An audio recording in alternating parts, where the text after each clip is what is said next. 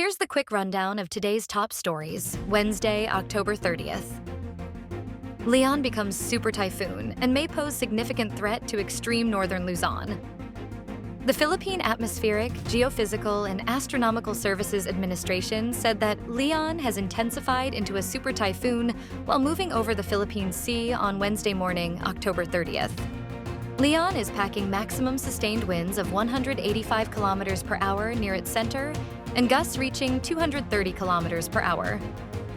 Pagasa warned that Leon will be closest to Batanes from late Wednesday evening to early Thursday morning, October 31st. However, a landfall in the area remains a possibility. Signal number 4 has been in effect in Batanes, while signal number 3 remains in place in the eastern portion of Babuyan Islands and northeastern portion of mainland Cagayan. Philippine National Police Chief Marbil orders review of all unsolved killings during Rodrigo Duterte administration's drug war. General Romel Francisco Marbil, chief of the Philippine National Police, has ordered the accounting of all the unsolved killings and questionable police operations during the conduct of the drug war of the past administration. The order came after former President Rodrigo Duterte was quoted saying during a Senate hearing that he has his own death squad composed of gangsters. Fajardo said the order is part of the in-depth probe being conducted by the PNP on the alleged widespread killings during the conduct of drug war since July 2016, including the possible involvement of policemen.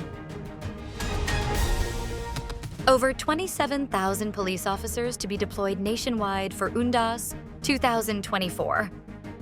The Philippine National Police will be deploying more than 27,000 police officers nationwide to enhance police visibility and provide assistance and security during All Saints' Day and All Souls' Day, Department of the Interior and Local Government Secretary Juanito Victor John Vic Remulla stated on Wednesday, October 30th. Likewise, Remulla assured that the Bureau of Fire Protection and the Bureau of Jail Management and Penology will provide the necessary assistance and support the PNP in addressing public safety concerns and responding to emergencies as the need arises. Department of Budget and Management pushes for gender equity in national budget allocations. Gender and development needs to be mainstreamed into the national budget. Department of Budget and Management Secretary Amina F. Pangandaman said at the International Conference on Women, Peace, and Security. Aligning to this call, the budget chief reported that 16.68% of last year's national budget was allocated for gender and development, significantly exceeding the required minimum of 5% for gender-related programs.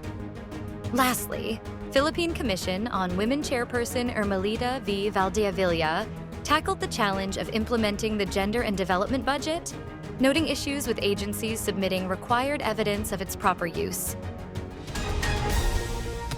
Pole vaulter E.J. Obiena fully recovered from back injury and eyes competition return in January. E.J. Obiena is expected to return to competition soon after being cleared by his doctor, the two-time Olympian announced. The world number 4 pole vaulter said he has fully recovered from a lower back injury he sustained in the middle of the year, following a consultation with Dr. Alessandro Napoli. Obiena cut his 2024 season short in August after being diagnosed with a stress fracture in his spine during the Silesia leg of the Diamond League, where he finished 5th. He also admitted he has had a recurring back injury during his stint at the 2024 Paris Olympics, where he finished 4th. Officials say that Israeli strikes in Northern Gaza killed at least 88. 2 Israeli airstrikes in the Northern Gaza Strip killed at least 88 people, including dozens of women and children, according to the health officials. And the director of a hospital said life-threatening injuries were going untreated because a weekend raid by Israeli forces led to the detention of dozens of medics.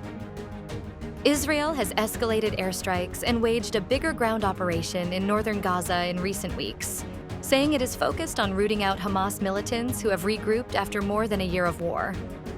The intense fighting is raising alarm about the worsening humanitarian conditions for hundreds of thousands of Palestinians still in Northern Gaza. Manila Bulletin wins 2 major awards in the 46th Catholic Mass Media Awards.